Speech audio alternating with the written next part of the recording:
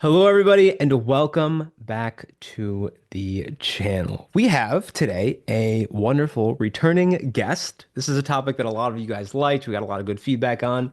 So, Charlie was so kind as to come back here and talk a little bit more about free to grow, AI, and all this cool stuff. Welcome back. Thanks, Caleb. I know you're wearing a customer shirt. I got to get you one. I got a free to grow Yeah, shirt I can get you. yeah, send me. We just I could be wearing it in this video. we could Yeah, have two number twos. yeah. Yeah. So in the last podcast that we did together, we talked a lot about what free to grow does. And I want to talk about the future, some of the cool things you guys have coming up and things like that. But I guess if you guys haven't seen the first one or haven't listened to the first one, go watch that. I think it's super valuable. But to kind of give somebody the clip notes, where do you guys kind of fit in? Yeah.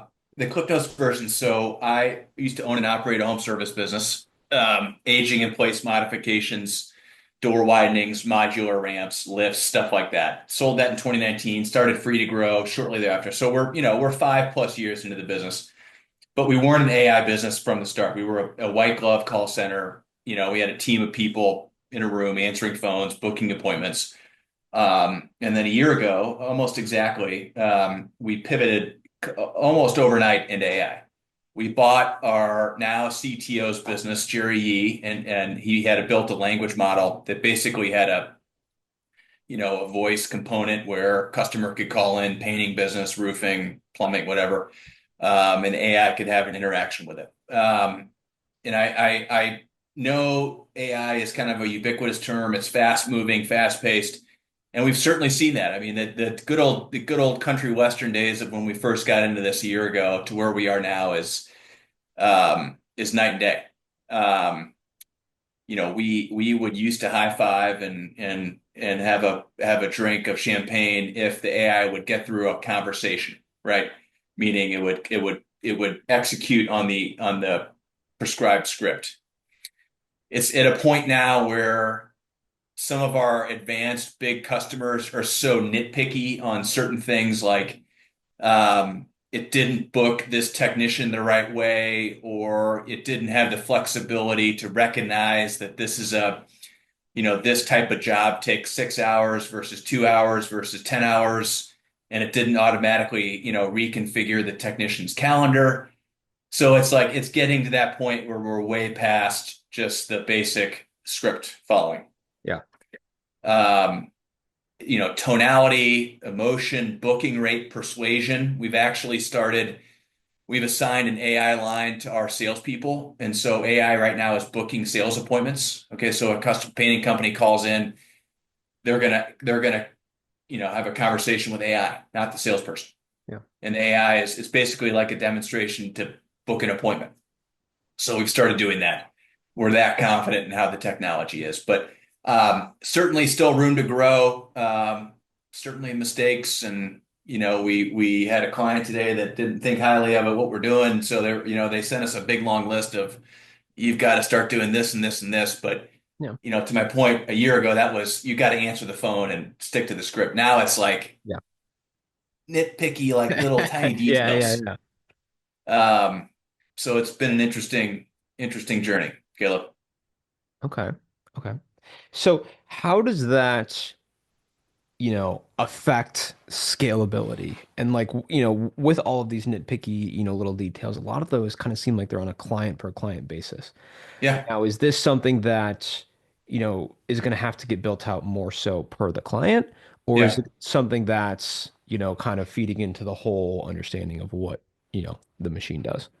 I don't know. And at any given point, AI at some point down the road, you might just be able to pick it up and say, "Hey, call some number or type in something and say, hey, I want my scheduling done this way," and the AI could do it. I mean, that's not out of the realm of impossible. Hmm. Right now, though, you're right. Everybody's different. Every contractor is different. Every business owner is different. And so we have a good client success team that works from onboarding to post onboarding to testing all that, all these different phases that we have. Yeah. Because some people want to call answered this way, or they want different scripting, or they want to mention pricing. They don't want to mention pricing. They want to book in 2 hour segments, 4 hour segments, or next week. Yeah. Some want, thorough CRM integrations. Some just want us booking on a Google Calendar. Everybody's different. Yeah. And I view that kind of as an advantage for us right now because we can be very specific.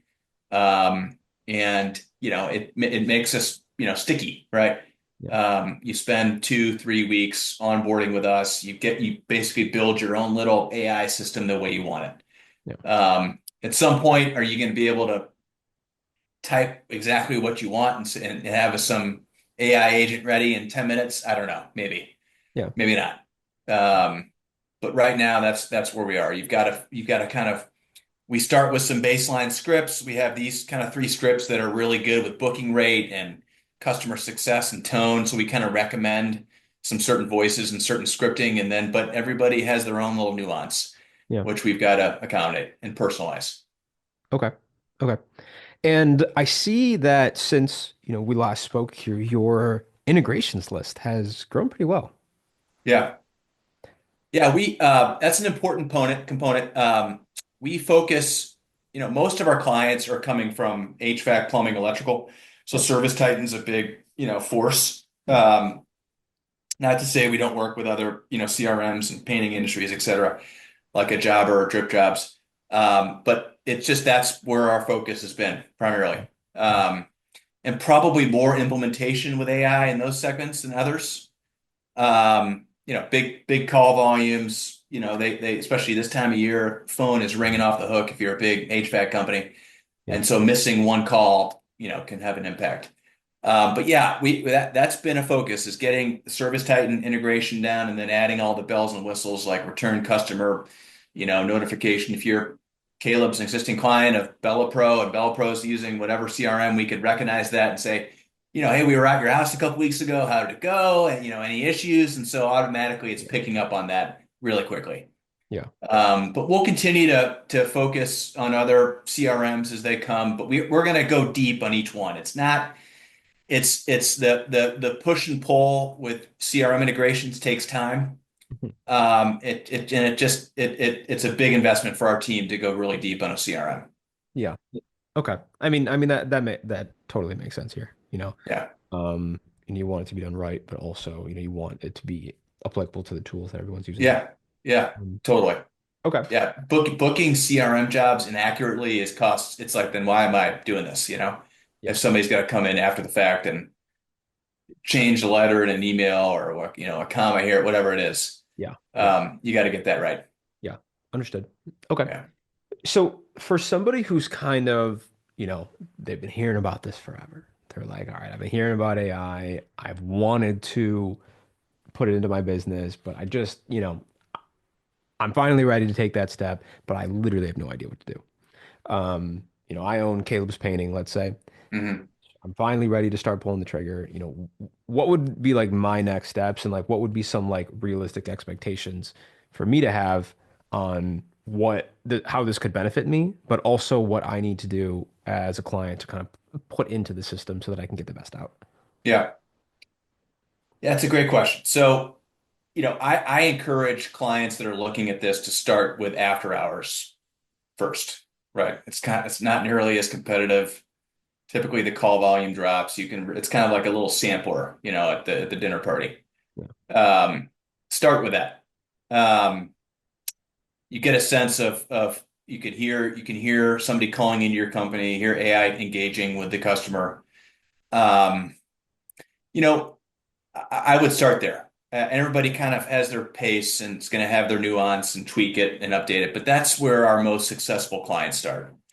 And then they can start to do it, the 8 to 5 slots or 9 to 5 slots and do overflow during the day. And then if and when they want to do it, do the full 24/7, which we have a lot of people doing. Yeah. Um, I think it's a good time to get into AI, right? The sooner you start, the more our technology or somebody else's technology is going to learn your business.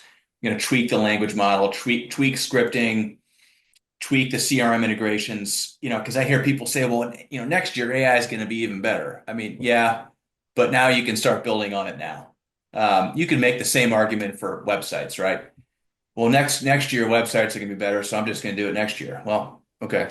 Yeah. Um, Yeah. That's a good analogy. Is it's like look at it like you get a good website up, you got to maintain it, you got to update it, improve it all the time, but you got to start.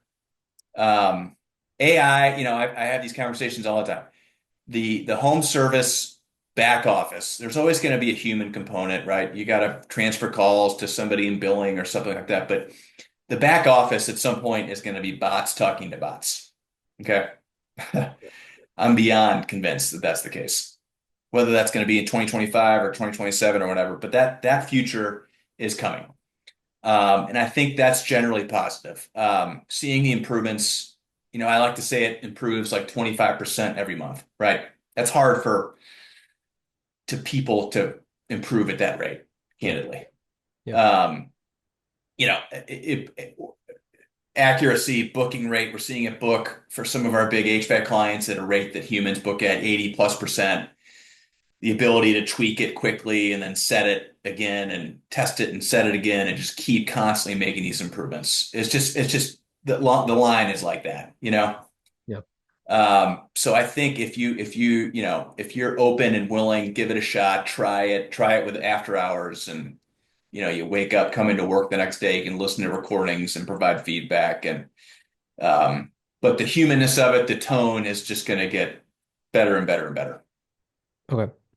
Yeah. So what actually are some of those, kind of concrete examples of things that are changed to increase that booking rate? Is it more so the script, the tonality, the humanness of it? Like what kind of actually do you do to improve that booking rate? Yeah. So the challenge is AI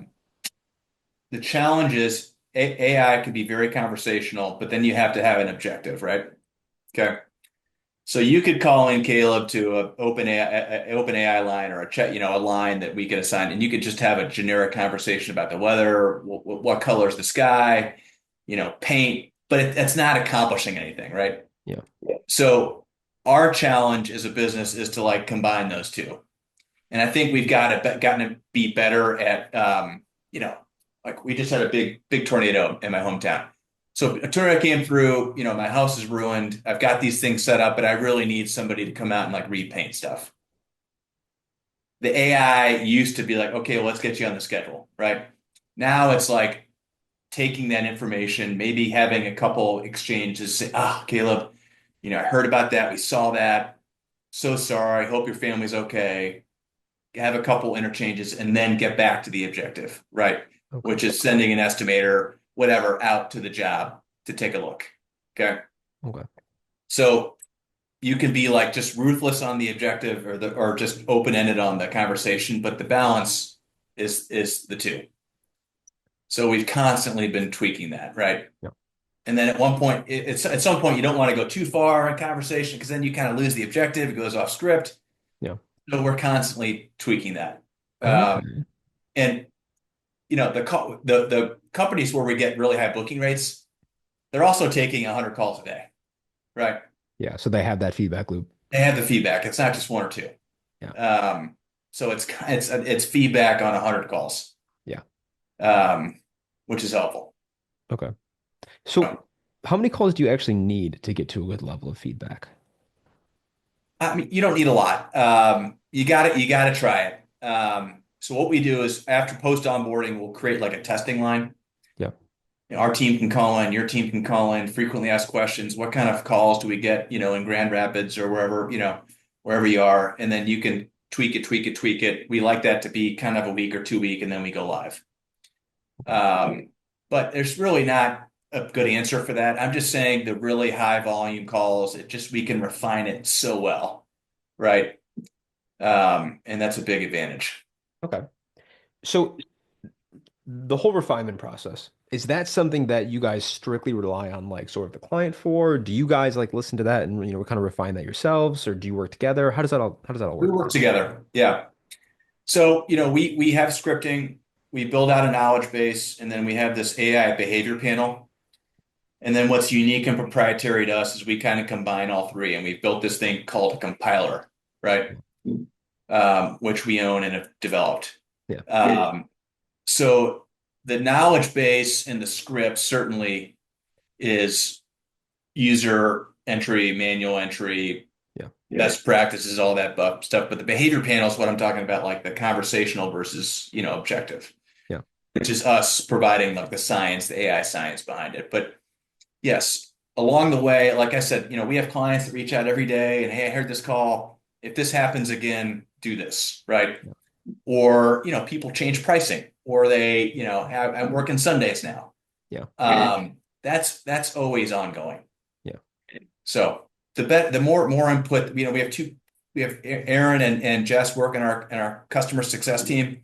That's their whole job is to take that input, build the script, build the knowledge base, build the testing environment, go live, handhold, provide feedback, and then literally, typically, don't quote me on this, but typically after 30 days of calls, people start to get really comfortable, Okay. and the number of cosmetic tweaks go down. Okay. All Yeah. right. Understood.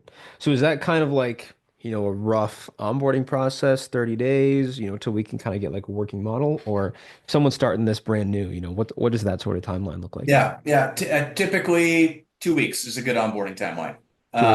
2 weeks. We'll ask for information. So if somebody's really quick with that, it could take 4 days. But sometimes people want to slow or they want to test more, and it could take longer. So it really varies. Okay. Awesome. Yeah. And between, now obviously we're in the busy season. This is high tide. This is when everyone's, firing on all cylinders. At least over here. You know, is now a good time to sort of do this, to sort of tackle this, or is this sort of like an off-season task when you're doing some biz dev stuff, or does it really matter? Go back to these big home service, markets that are getting hundreds of calls a day. They're jumping in now, but they're jumping in after hours, right? Yeah, Is where they're primarily doing it. So again, I'll go back. That's a great way to because typically after hours coverage, the bar is so low, yeah, it's probably just going to an owner's cell phone, right, or yeah, something like that. It's like, well, at least you can have it back and forth, collect facts, collect information, potentially put a call in your CRM for tomorrow morning, right? And you wouldn't have gotten that. So yeah. that's a great place to start. I'll And yeah, it's not going to miss anything. It's going to if you get 10 calls come in at exactly the same minute, it's going to pick up all 10 calls, yeah. right? So it's better than the alternative, I would argue strongly.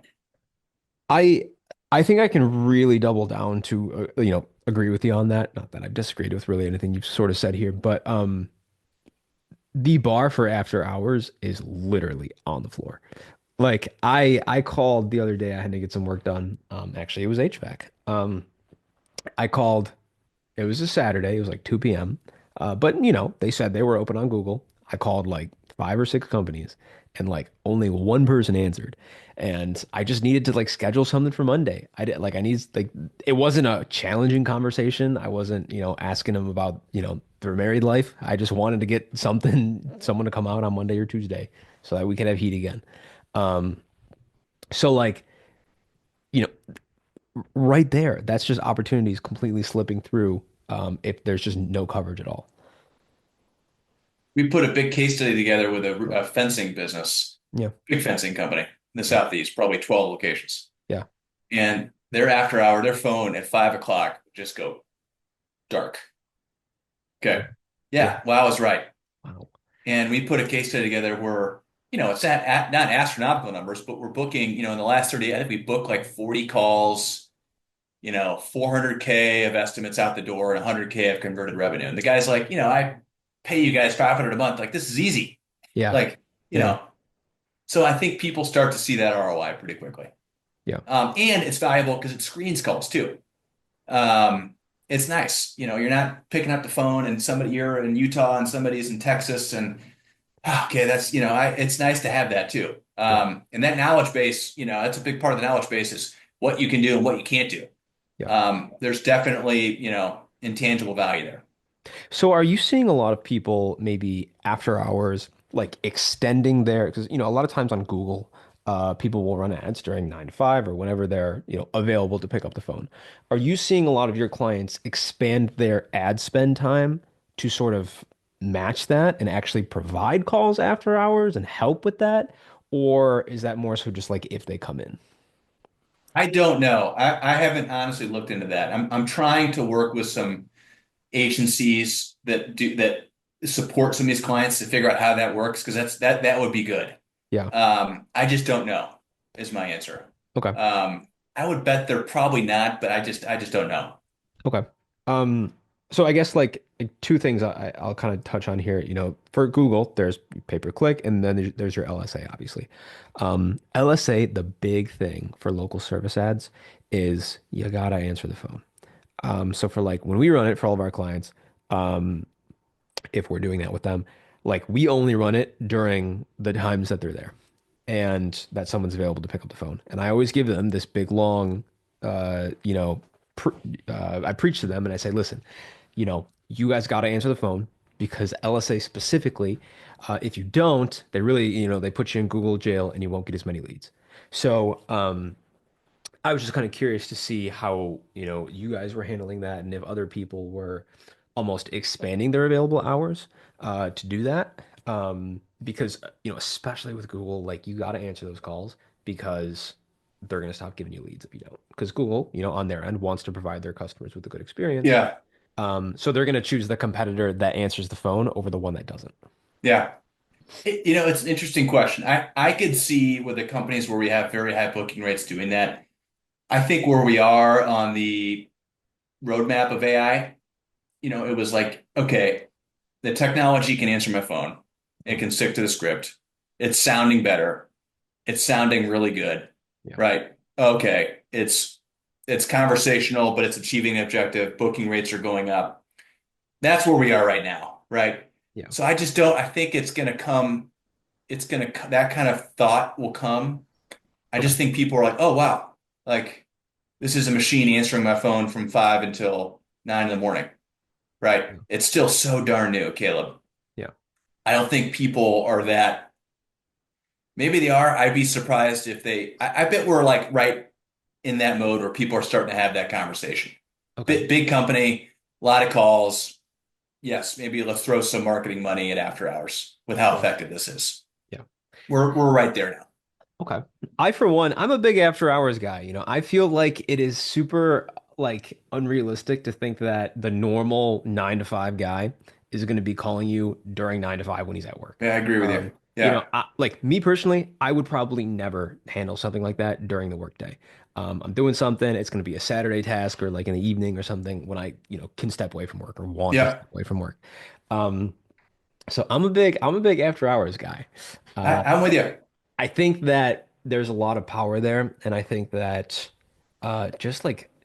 just expanding your bandwidth to be able to do that, I think is super valuable. And at this point in time, like uh, a lot of people that may be listening to this, if you can just go from zero to like answering the phone and even Mhm. getting a call back, like that is so much better and so much more valuable and can bring you so much more revenue than where you're currently at, which is zero Yeah, because no one's there.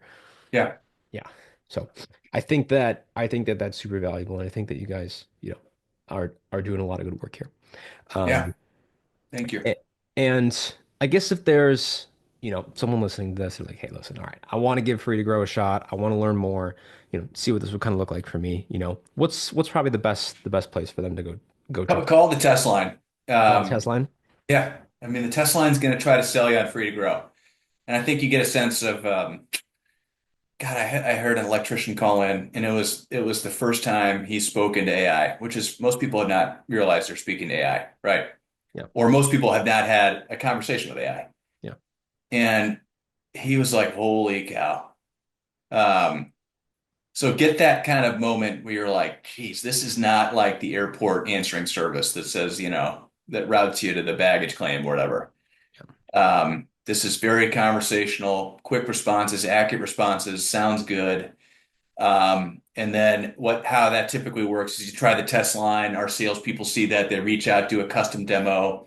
We can go to bellapropainting.com, scrape the website, do a custom demo for Bella Pro Painting, and then you can kind of see how it works in more detail. Yeah. Um, do that. And again, if people things are going as far as inbound answering, we're building an outbound component to like follow up on estimates. I think outbound's going to be a little trickier because I don't think people are going to want to pick up the phone and talk to AI as much as they are on inbound because they're calling for a purpose. Yeah. But there's going to be AI is a force, right? I was skeptical when we first transitioned because it was still very stop and start, especially for people that interrupted a lot on the phone. It would go Yeah. back to the start of the script. So Ah, we could be yes. 20 minutes into the podcast, and if you interrupted me, it'd be like, "Hey, Charlie, welcome to the podcast." You're like, "What just happened?" Mhm. You know?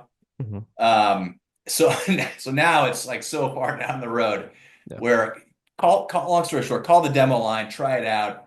You'll be amazed. You can book an appointment. We got great salespeople who understand the services and understand, what's important to you and Yeah. picking up the phone and interacting and booking rate and all that stuff that, typically people follow. So, Awesome. So, Charlie, thank you so much. I really appreciate it. I think that everybody here got a lot of value out of this, and I think that this can really help take some people to the next level. And guys, I will leave a link below to the website. You guys can check it out. Give that phone a call. And I'm gonna actually tell you right now, the call number is 757-550-3534. So if you want to, test it out, give that a call. Just kind of see what it's all about.